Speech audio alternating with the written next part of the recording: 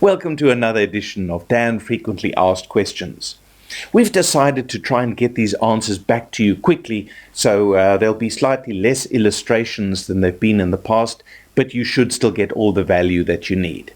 In this case, we had a question from a person's wife asking about a husband who did a dive, obviously had ear squeeze, and then eventually upon returning home after flying, being examined by an ENT and them discovering that there was not only mucus but something that looked blackish at the bottom of their eardrum. In fact, it was, and that was the question, it was a blood clot.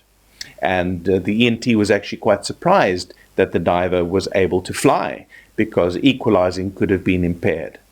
Now the question was, after surgery, etc., would the individual's husband be able to dive again?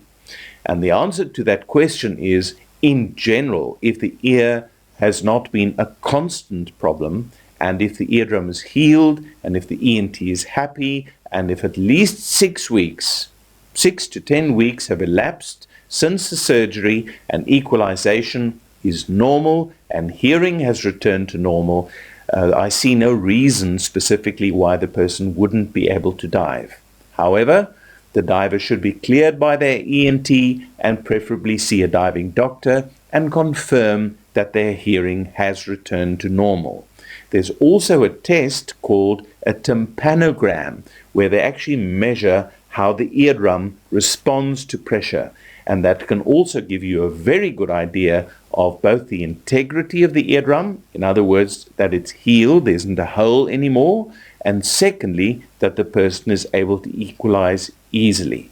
But in general, we've had many of these cases of divers that have safely returned back to diving. So don't be disheartened. The chances are very high that you'll be able to dive again. So, until next time, safe diving.